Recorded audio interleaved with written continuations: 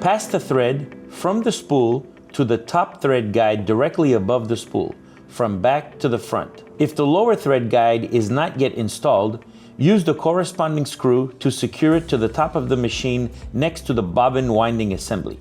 It should be angled towards the first thread guide on the front end of the machine, approximately 45 degrees.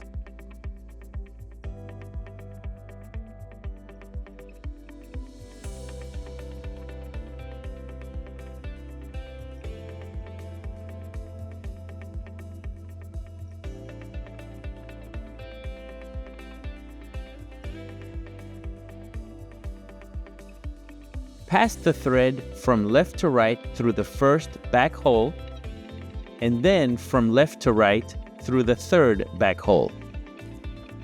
Pass the thread through the bottom guide from left to right, pass the thread through the bottom guide from right to left, then up and over and in between the pressure plates,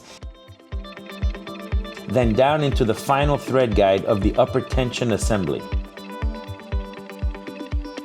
Slip the thread from right to left in between the lower tension plate assembly. Lift the thread up and over the spring, then pass it under the hook and into the right frame thread guide. Pass the thread through the take-up lever from right to left. Pass the thread behind the thread hook and into the thread guide from front to back just above the needle. Finally, thread the needle from left to right.